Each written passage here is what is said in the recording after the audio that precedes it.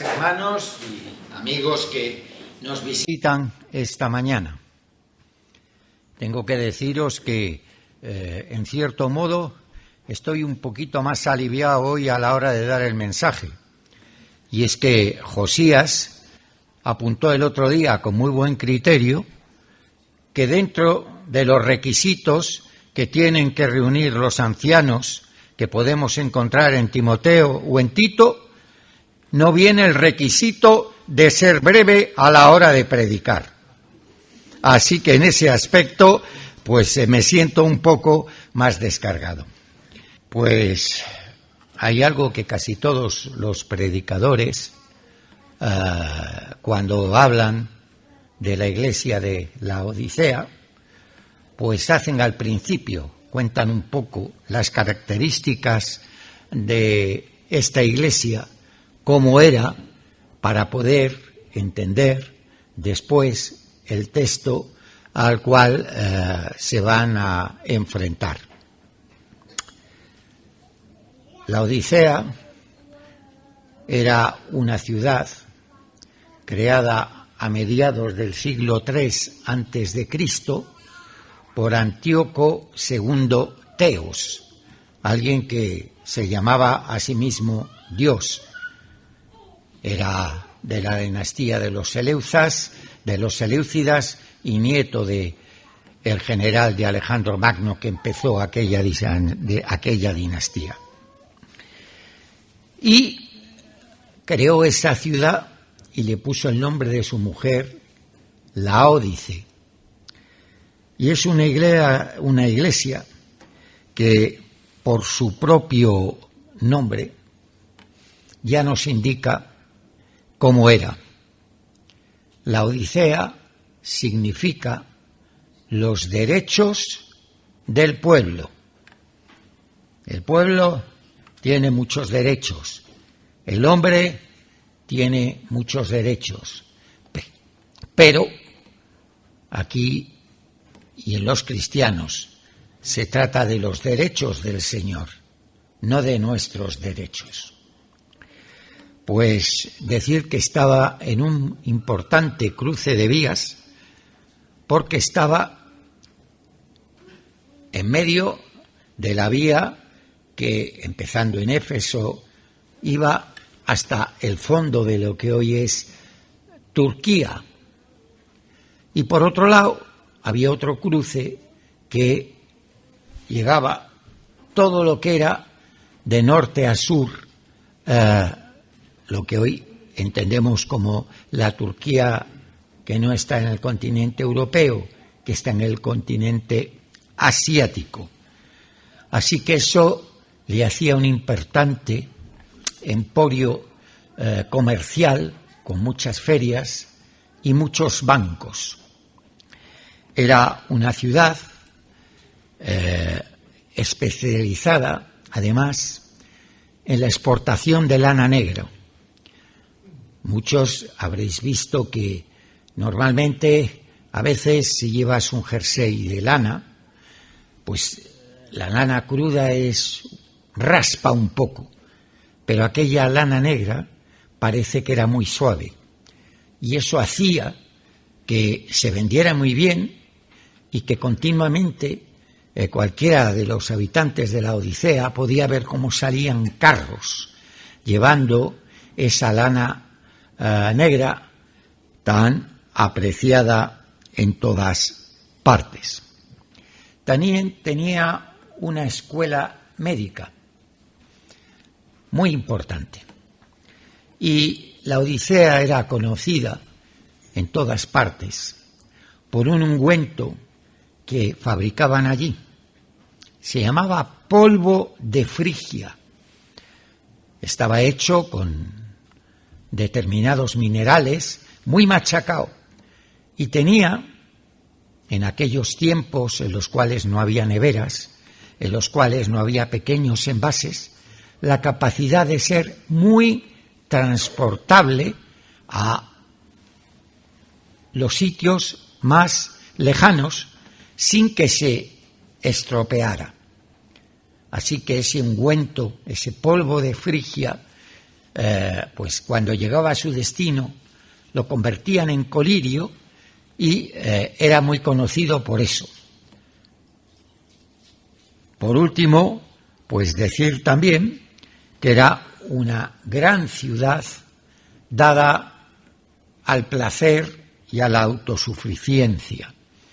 Las ruinas que quedan de ella muestran grandísimas mansiones, muestran que hubo un gran estadio, que hubo un gran hipódromo, que hubo un anfiteatro y otros 3 teatros menores, y era una ciudad donde el placer era su característica.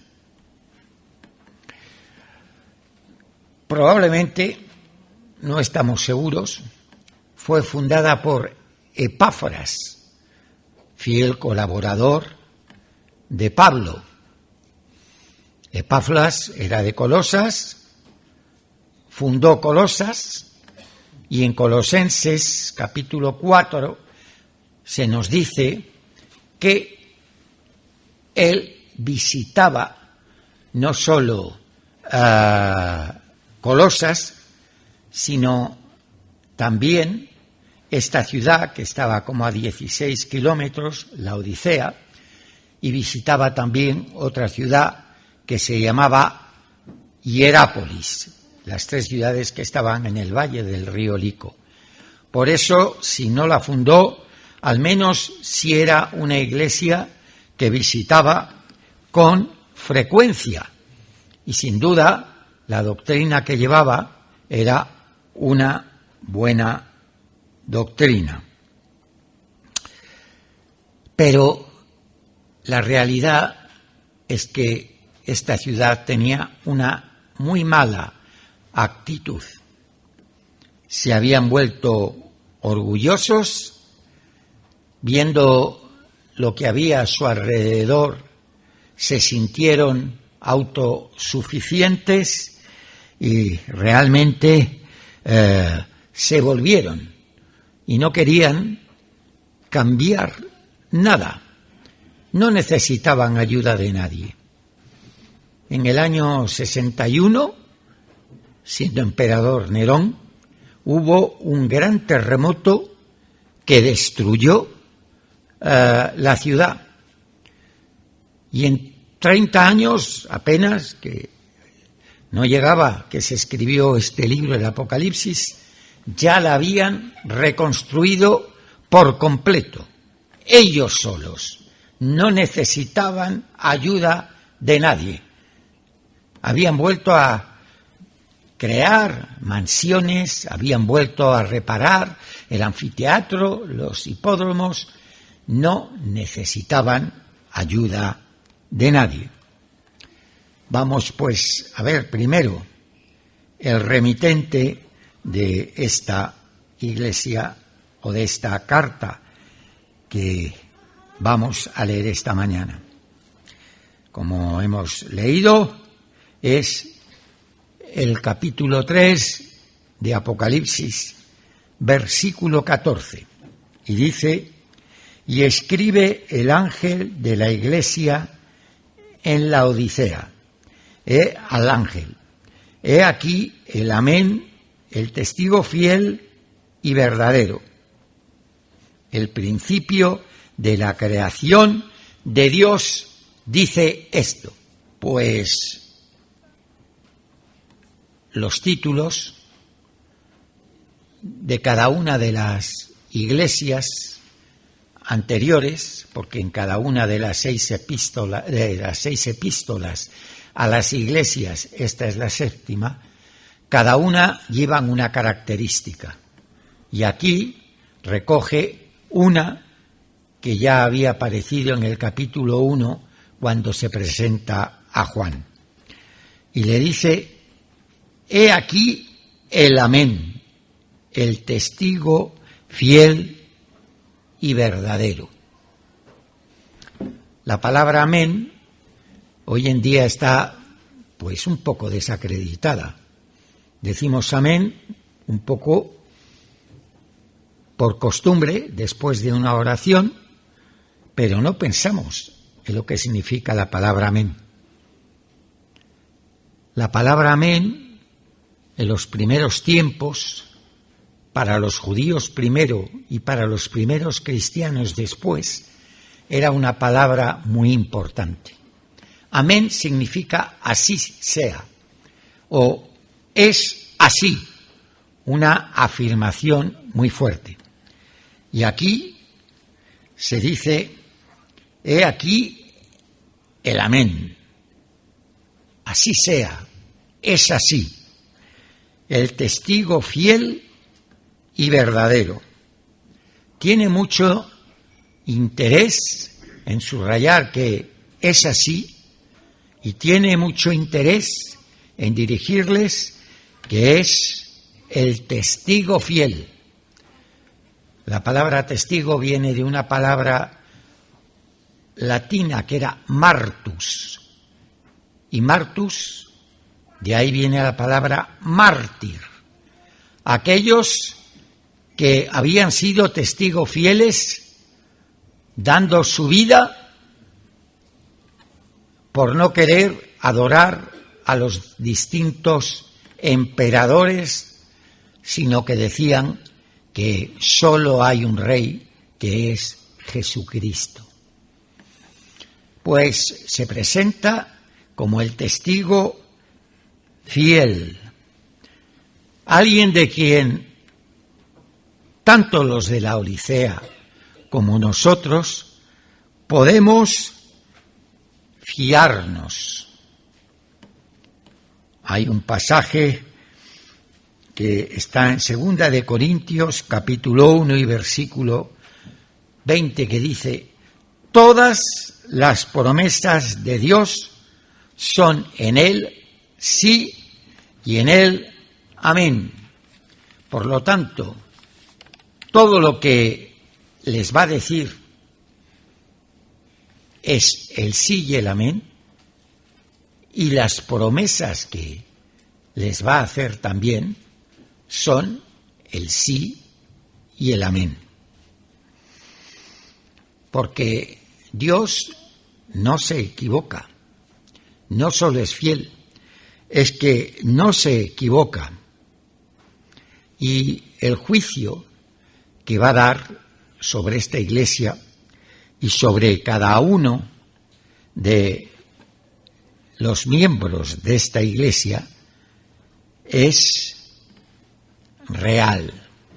No era real su autocomplacencia, como vamos a ver, sino lo real eran las palabras de ese testimonio fiel, creador del universo, y después de haberse presentado así, dice, Él dijo.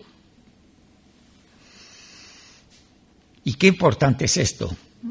El mundo no es fiel. En el mundo no sabe lo que dice. Solo poner un ejemplo. Cada vez que hablo con alguien oigo la misma historia. Israel es genocida. En la Constitución de Israel no pone que Israel es genocida. En los estatutos de la creación de Hamás sí pone que tienen que eliminar completamente a Israel. En los estatutos de Hezbollah sí lo pone, que quieren eliminar a Israel. El presidente de Irán dice un día sí y otro también que quieren raer a Israel del mapa. Esos son los genocidas. Con esto no estoy apoyando ni entrando a juzgar si es buena o mala lo que está haciendo Bibi Netanyahu.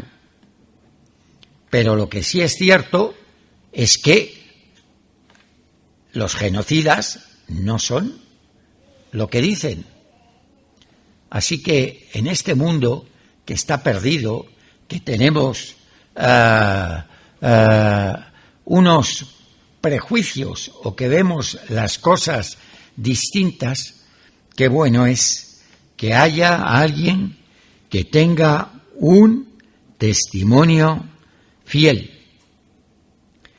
Alguien, y vamos a leer 2 de Timoteo 2:13, si dice, si fuéramos infieles, Él permanece fiel. Él no puede negarse a sí mismo. Alguien que como no puede negarse a sí mismo, y aunque nosotros seamos infieles, Él es fiel, no puede venir y darte una palmadita. No, Él tiene que decir, ojo, Iglesia de Filadelfia, vas mal, porque yo soy fiel. Y como yo, el Señor, soy fiel, te mando una carta para decirte lo que te está pasando. Él no iba a cambiar. Él tenía que decir lo que les dijo. Y era un mensaje directamente del Señor para Filadelfia, para la Odisea, y para nosotros esta mañana. Una vez que hemos visto al remitente, vamos a ver ahora la reprensión que ese testigo fiel les va a hacer.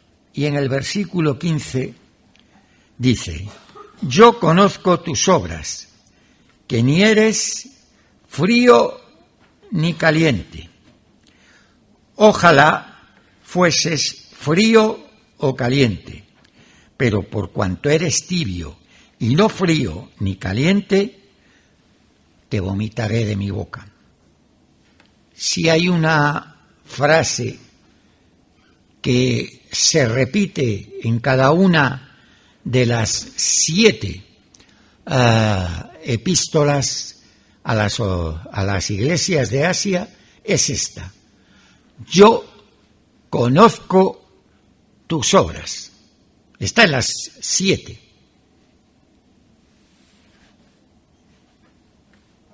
Nuestro hermano Ignacio, no sé si está subido ya el mensaje del jueves pasado y no al WhatsApp de la iglesia, pero los que pudimos conectarnos, pues nos hablaba de la omnisciencia de Dios, y podéis leerlo pues en el Salmo 139 que nos compartía Ignacio. Yo conozco tus obras, porque Él es el que conoce todo sobre ti. Él sabe lo que estás pensando en este momento en la calle Pinzón 16 a las 12:39 de la mañana.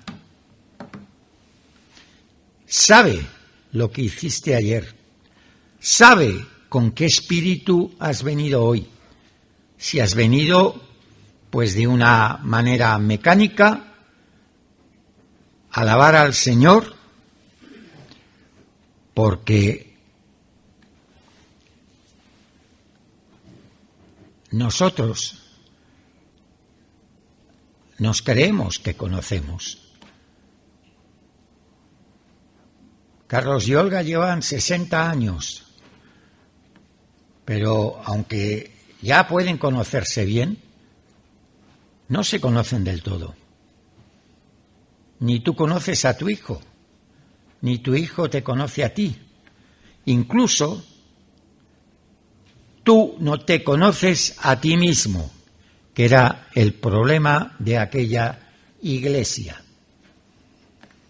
Dice Jeremías capítulo 17, versículo 9, engañoso es el corazón más que todas las cosas.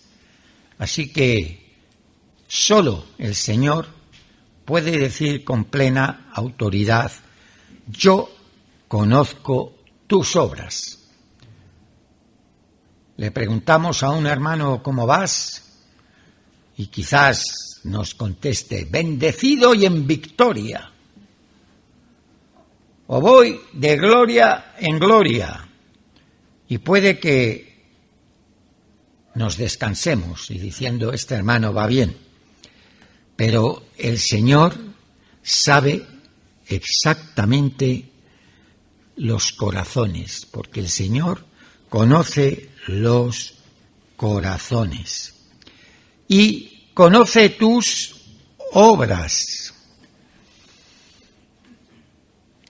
Encontramos allí en Mateo capítulo 7 y versículo 16, después de haber hecho un aviso para determinadas personas no convenientes que iban a llegar, y dice: por sus frutos los conoceréis. Y el Señor conoce la obra de cada uno. En las 6 epístolas anteriores, el Señor, cuando dice yo conozco tus obras, a continuación añade alguna cosa positiva. Pero ahora, en esta iglesia, no dice nada positivo, porque la situación de los laodicenses era como para no decir nada positivo. Vamos a ver, después de haber visto el remitente, la condición de aquellas personas, en la segunda parte del versículo 15.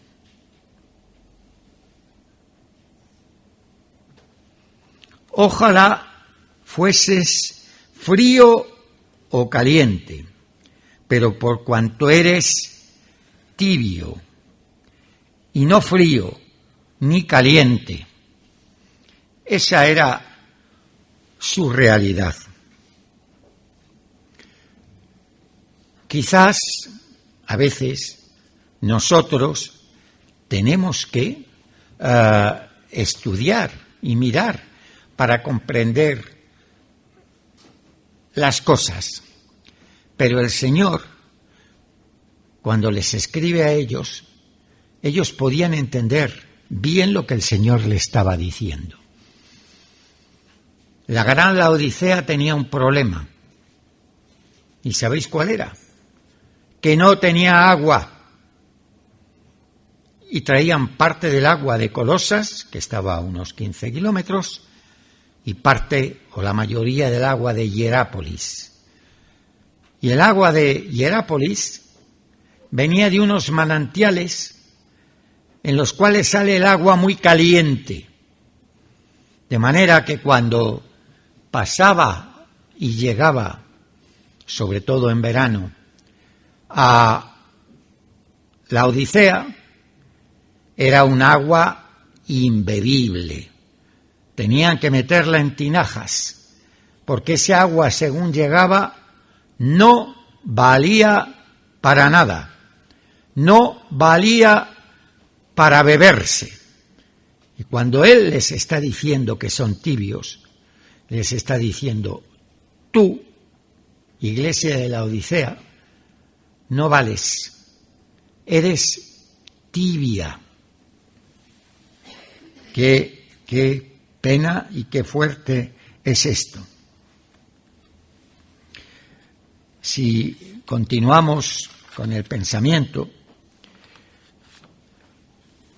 pues vamos a ver, porque les dice ni frío ni caliente, pero eres tibio.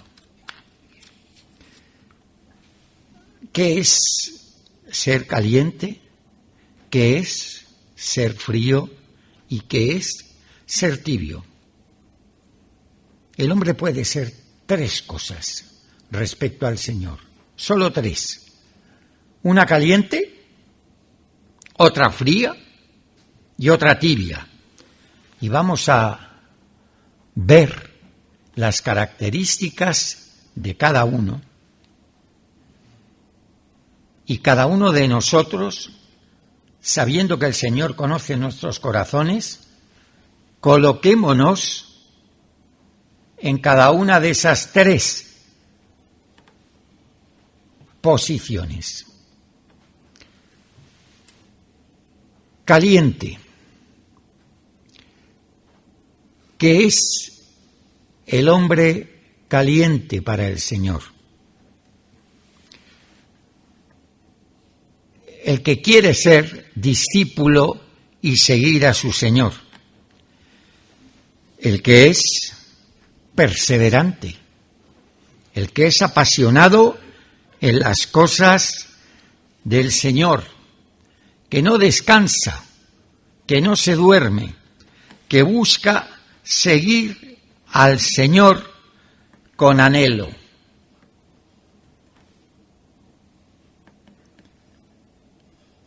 El hombre, o Dios, mejor dicho, no quiere al pacifista. Dios quiere al que pelea, no al tibio, al que pelea. Efesios nos dice que estamos en lucha espiritual. Y esto es una constante. Si nos vamos a lo que dice en el capítulo 3 del libro de Judas, dice: me ha sido necesario escribiros exhortándoos para que contendáis ardientemente por la fe. A Timoteo le enseña lo mismo. Primera de Timoteo, capítulo 6, versículo 12. Pelea la buena batalla de la fe. Y en su última epístola, que es la segunda de Timoteo, después de haber dicho yo ya estoy preparado para que me ejecuten, pues dice: yo he peleado la buena batalla. Segunda de Timoteo, capítulo 4, versículo 16. Por lo tanto, el caliente es el que está dispuesto a batallar por su Señor. No confundamos el pacifista con el pacificador, porque allí en el Sermón del Monte sí les dice: bienaventurados los pacificadores. Ese es el caliente. ¿Y quién es el frío? Pues en el frío hay un montón. Allí están los ateos. Son fríos los agnósticos. Y son fríos los religiosos que acuden a los cultos, que se acaban a base de ir año tras año aprendiéndose hasta los versículos de memoria, que se saben todas las canciones, pero Cristo no ha entrado en su corazón. Y están fríos. Y por el hecho de acudir, si Cristo no ha entrado en su corazón, el Señor, que los conoce, les va a mandar al mismo sitio que los ateos y los agnósticos. Al mismo sitio. Si el Señor viniese hoy a buscar a su iglesia, esos asistentes que no dejan al Señor entrar en su corazón, se van a quedar aquí con los ateos y con los agnósticos. No hay más. Esos son los fríos. Y ahora vamos a ver quiénes son aquellos tibios que había en la Odisea. pues eran aquellos que no se esforzaban para nada, a diferencia de los calientes, de querer seguir al Señor, de querer crecer en el Señor, de querer conocer las Escrituras del Señor, y que tampoco estaban dispuestos a dar testimonio por el Señor. Que aquí en la Odisea se adora a Zeus, que aquí lo llaman el Salvador. Allá ellos. Que aquí en la Odisea se adora a Apolo y que hay un oráculo en donde te averiguan tu futuro echando los dados, como ocurría. Da igual. Que aquí se adora a Esculapio, el dios de la medicina. ¿Qué más da? Yo me callo, no digo nada. Esa era la característica de la Iglesia en la Odisea. Era muy triste esa característica. ¿Y cómo podemos saber en este examen si somos tibios? Pues lo podemos saber muy bien. ¿Cómo hemos crecido en el Señor desde que nos hemos convertido? A veces vemos a personas que nos dicen, no, yo llevo 40 años en el Señor. Y piensas, y 39 y medio de tibio. ¿Qué has crecido? ¿Cómo has progresado? ¿O cómo he crecido y progresado yo? ¿Sigo igual? ¿Sigo igual que el año pasado? ¿Sigo igual que hace 5, 10, 15 años? Es fácil, no es complicado saber si eres tibio o no eres tibio. Es fácil saberlo. Otra cosa es que quieras saberlo, que es bastante más complicado. Además, el problema de la Odisea era que decía, no necesito a nadie. Luego vamos a ver esto. Porque el Señor a esta iglesia de la Odisea le dice, porque no eres frío ni caliente, te voy a vomitar de mi boca. Imaginaos que vamos allí al Parque de las Cruces, donde pasamos ese maravilloso día el domingo pasado por la tarde, en este mes de julio que había días de 42 grados. Y vamos a una de las fuentes que hay allí, a las 4 de la tarde. Y estamos muertos de sed. Y vamos a la fuente y abrimos el grifo y bebemos. ¿Qué es lo que haríamos? Porque ese agua no nos gusta, queremos echarla inmediatamente. Así que un remedio que tenían para vomitar era tomar esa agua tibia y de esa manera llegar a vomitar. La idea de te vomitaré o te he vomitado no es nueva en la palabra, Podéis leer en Levítico 18 a partir del versículo 27, cuando el Señor le dice que los canateos, la tierra los vomitó. Y les dice a Israel y si tú haces lo mismo, la tierra te vomitará. Naturalmente que era el Señor el que estaba detrás. Ahora sí hay una diferencia. Mientras que aquellos, por no ser fieles, la tierra les vomitó y acabaron en el cautiverio de Babilonia, o después de la muerte del Señor, la tierra les vomitó y acabaron esparcidos por todo el mundo. En este caso, la situación es distinta. Ser un hermano tibio, no estoy hablando del que es tibio porque no ha nacido de nuevo, no va a hacer que pierda la salvación. Será salvo como por fuego, como nos dice la palabra, pero va a perder muchas cosas.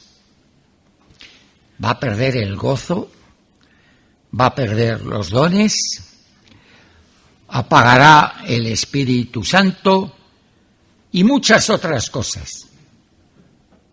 Pero es como el hijo pródigo. El hijo pródigo, cuando se fue, perdió todo. Perdió su riqueza, perdió tener el amor, perdió su dignidad al tener que cuidar de unos animales impuros, pero siguió siendo hijo. Y cuando volvió, el Padre lo recibió con todo gozo. Y ahora sí, vamos a ver la diferencia en el versículo 17 de lo que pensaban unos y lo que pensaba el Señor. Porque tú, tibio, dices, yo soy rico y me he enriquecido y de ninguna cosa tengo necesidad. Ellos confiaban en lo que tenían. Eran ricos. Oye, hemos levantado en 30 años o menos de 30 años el terremoto. Mira qué iglesia tenemos. Mucho mejor que la de Colosas y la de Hierápolis. Mira qué bien nos llevamos con las autoridades. Yo soy rico. Y dice, de nada tengo necesidad. No querían ayuda. Y esa es una de las grandes características del tibio. No quiero ayuda. Por eso es tan complicado a veces hablar con el tibio, porque lo tiene todo y no quiere ayuda. No queremos ayuda. No necesitamos nada. Y es muy complicado, porque a veces cuando los hermanos fieles quieren dirigirse a nosotros, si estamos tibios, pues no queremos su ayuda. Y es muy complicado decirles nada, porque realmente no lo quieren. Ellos no querían nada. Pero ahora viene la otra parte. Y la otra parte es lo que dice el Señor. Y vamos a leerla.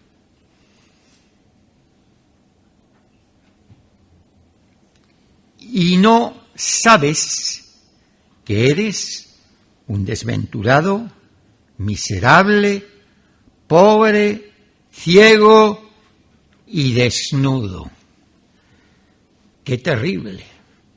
Ellos pensaban que no necesitaban nada. Pero el Señor les tiene que decir que son pobres y miserables.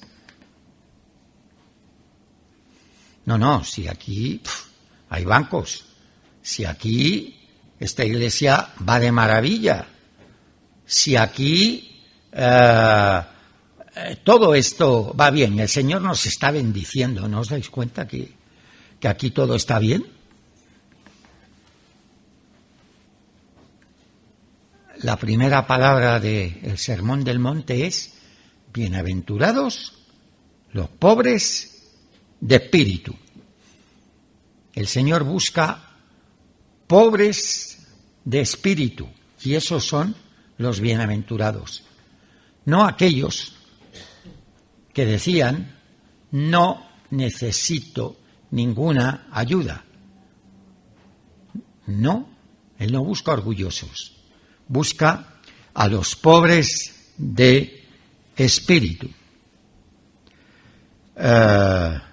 Así que el Señor les tiene que decir: tú eres miserable, pobre y ciego y desnudo.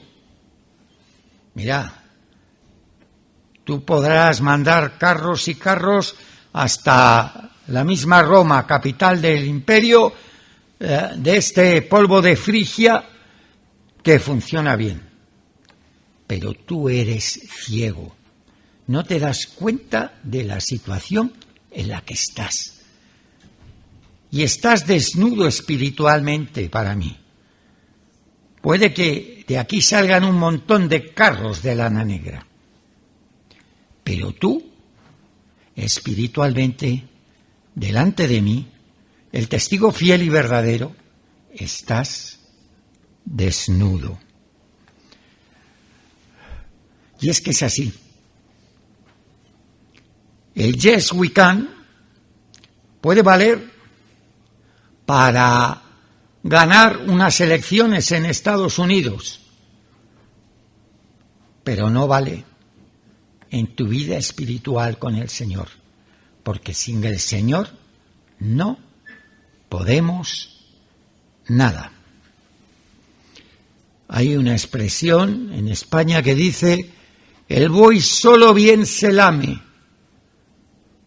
Eso no vale para los cristianos, para los redimidos, para aquellos que hemos sido comprados al precio de sangre.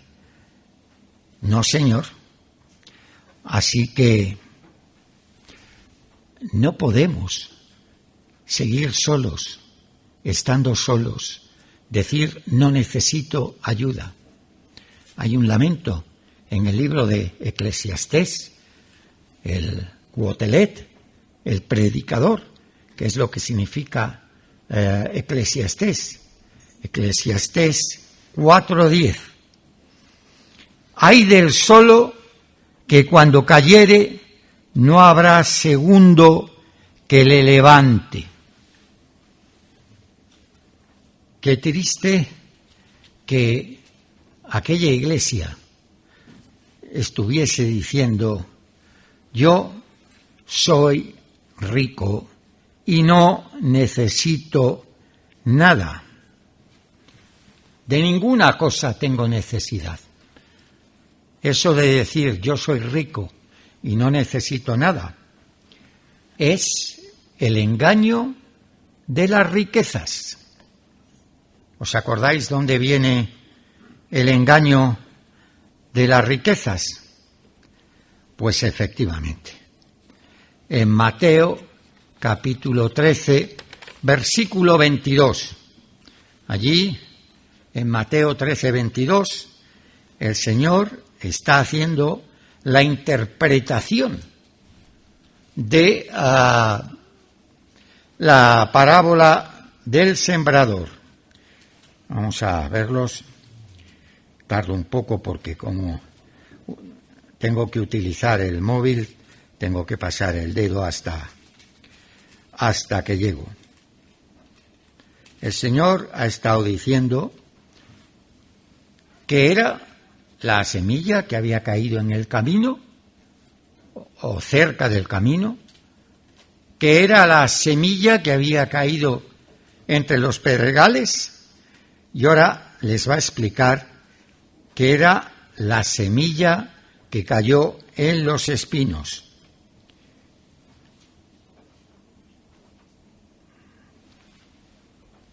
Y dice, el que fue sembrado entre espinos, este es el que oye la palabra. Pero el afán de este siglo y el engaño de las riquezas ahogan la palabra y se hace infructuosa.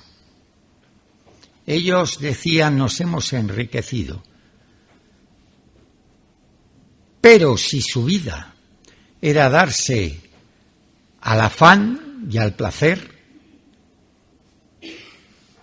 si su idea era no necesito a nadie, pues le pasa lo que a estos, que hacía que la semilla pues no diera ningún fruto, que era la característica de aquella iglesia absolutamente tibia. Y esa es la realidad. Aquella iglesia no aportaba nada al Señor.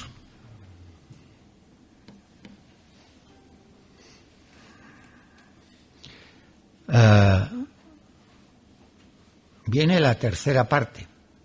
Y esto es una buena noticia. Esta carta, aunque la vemos como algo malo, igual que las otras 6, es una carta con buenas noticias. Era mala a la hora de denunciar, pero era buena porque da soluciones. Después de haber mostrado su situación, viene el consejo de aquel que es fiel y verdadero.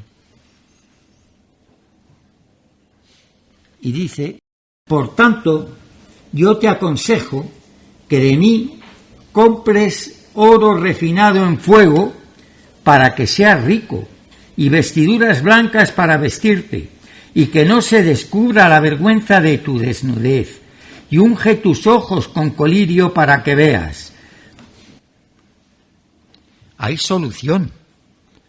El Señor les está dando un consejo. Y el consejo es, para que de mí compres.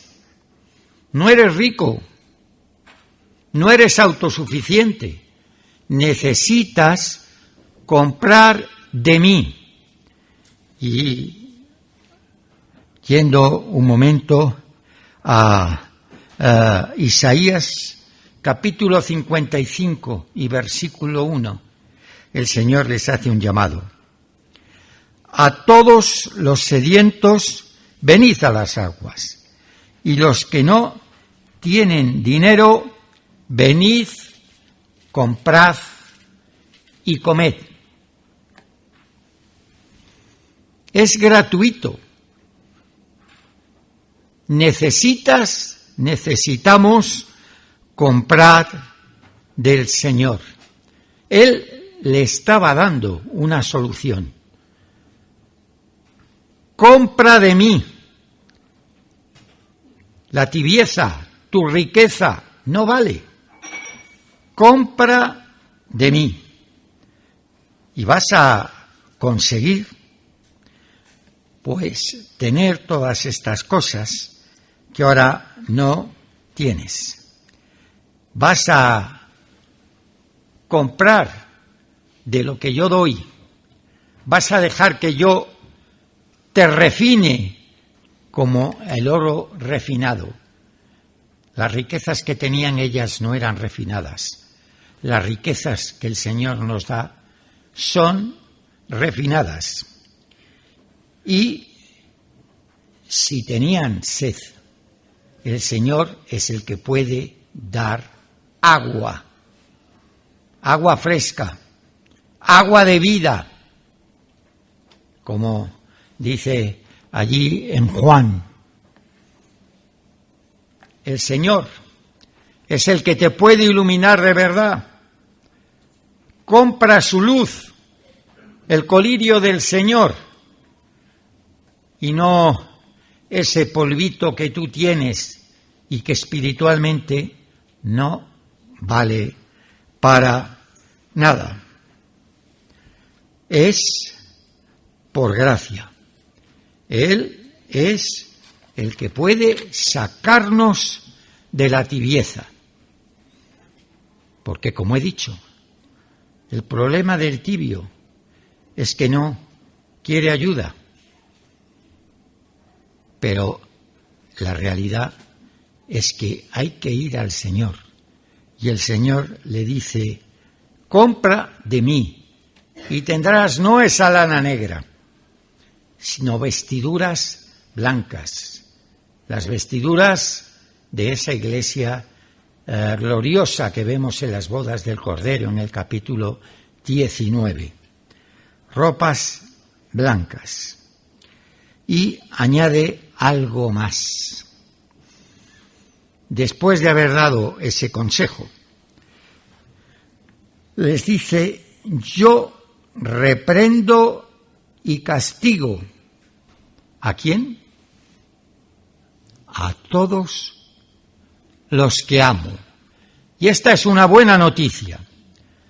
Si esta mañana tú o yo nos hemos sentido reprendidos por el Señor, es porque Él me ama.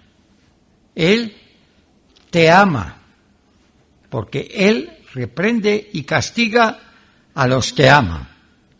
No nos da tiempo a leer en el libro de Hebreos, cuando se nos dice allí en Hebreos 12:5 que el Señor castiga a los que ama.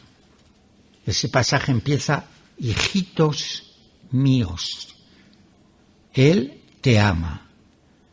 Sí, yo al leer esto me sentía reprendido, pero es un confort escuchar decir que Él reprende y castiga a los que ama.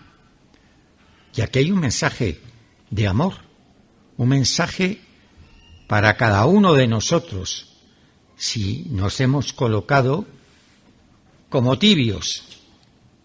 También, por supuesto, si nos hemos colocado como calientes. Y añade algo más. Sé pues celoso y arrepiéntete. Yo decía antes que era muy complicado a veces cuando nos llaman la atención si somos hermanos tibios, porque no queremos ayuda. Pero aquí se les pide dejar la tibieza, ser celosos y arrepentirse. No pasa nada. Lo que debe caracterizar al cristiano es que se arrepienta. En 5 de las 7 epístolas aparece esta palabra: arrepiéntete. No aparece en la de Esmirna, que si la colocamos en el tiempo representaría a la iglesia de las grandes persecuciones del final del siglo I, ni aparece la de Filadelfia, que sería el tiempo del gran avivamiento espiritual que empezó a partir del siglo XIX. Pero para los demás, el llamado es que seamos celosos y arrepentirnos. Y ya, para acabar, dice lo siguiente: he aquí, yo estoy a la puerta y llamo. Si alguno oye mi voz y abre la puerta, entraré a él y cenaré con él y él conmigo. ¡Qué invitación! El Señor estaba fuera,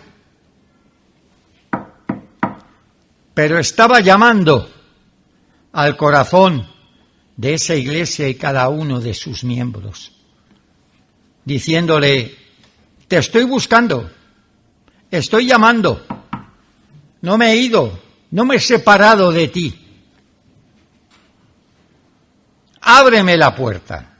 A veces utilizamos este pasaje para evangelizar, pero realmente el trasfondo era para esa iglesia, que eran tibios. Esa es la característica del cristianismo. El catolicismo, el testigo de Jehová, el musulmán. La idea es, voy poniendo ladrillitos para llegar arriba. Voy poniendo mis sobritas en una parte de la balanza para conseguir que vaya para mi lado cuando me muera. Pero el secreto del cristianismo es otro. Cristo vino al mundo para salvarnos. Cristo está a tu lado. Y Cristo, ahora, si eres tibio, está llamando para entrar y para cenar contigo. Lo está deseando. Te está buscando. Eso sí, hay que dejar la idea de que no necesito a nadie y llegar y abrir la puerta. Y tenemos que llevar mucho cuidado, porque aquellos que se sienten calientes, puede ocurrir que acaben siendo tibios. ¿Recordáis lo que le decía el Señor a los Corintios en la primera epístola, en el capítulo 10 y en el versículo 12? Así que el que piensa estar firme, mire que no decaiga. Y en Hebreos 2:1 dice el autor que tenemos que estar cuidadosos de no deslizarnos, porque a la tibieza se llega poco a poco y es realmente fácil llegar. Si tenemos un cazo en el fuego hirviendo para echarle el huevo duro, el arroz, la pasta, solo basta con que lo levantemos del fuego que está y lo pongamos en el fuego que no está, para que ese agua caliente se convierta en agua tibia. Y el fuego es un símbolo de el Espíritu Santo. Tenemos que llevar mucho cuidado. Hemos dicho que examináramos y viéramos cómo estamos, pero que lo hagamos a los ojos del Señor. Y no rechacemos la ayuda si algún hermano se acerca a nosotros y nos dice: oye, ¿necesitas algo? Oye, escucha este consejo. Es muy importante que seamos celosos y que nos arrepintamos. Ojo, porque hasta el final de nuestras vidas tenemos que seguir siendo calientes. A mí me aterra ver cómo algunos hermanos que han llegado, no veo la pasión que tenían hace 10, hace 5 o hace 3 años. Y posiblemente me pase a mí también, que me esté volviendo tibio. Pero, y para acabar, hay una última buena noticia. No solo les dice que cenaré con él y estará conmigo, sino que le dice que se siente en mi trono así como yo he vencido y me he sentado con mi Padre en su trono. Tu victoria tu dejar la tibieza. Es posible. Llegar a sentarte junto a Él, en el trono, es posible, porque Él venció primero y está sentado en el trono del Padre, intercediendo por nosotros y buscándonos. Voy a pedir a nuestro hermano Carlos, ya lo ha dicho antes Olga, pero yo pensaba que hoy, recordando que efectivamente lleva 58 años, iba a decir con nosotros con él, si puede acabar en oración.